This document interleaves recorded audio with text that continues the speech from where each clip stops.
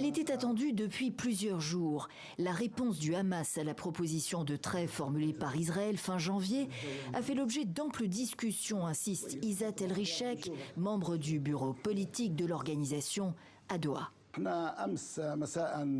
Nous avons remis notre réponse hier à nos frères du Qatar et d'Égypte.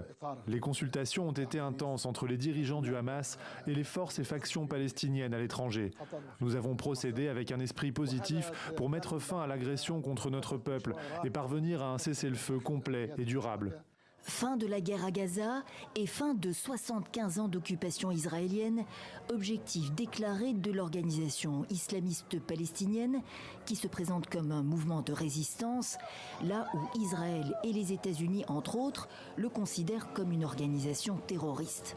Sa réponse est globalement positive, estime également le Qatar, l'un des pays médiateurs entre le Hamas et Israël, qui confirme l'examiner dans le détail.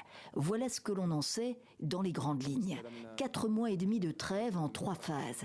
L'échange de 200 à 300 prisonniers palestiniens, dont des politiques, contre 35 à 40 otages sur les 136 toujours détenus à Gaza selon Israël, et l'entrée accrue d'aide humanitaire dans l'enclave.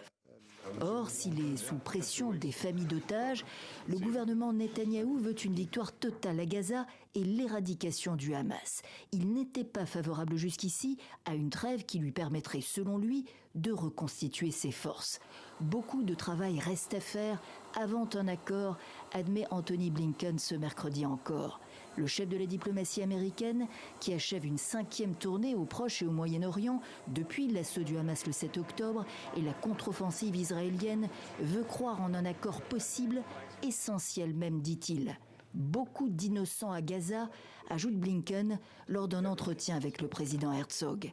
Amener de l'aide à ceux qui en ont besoin est une obligation, insiste-t-il.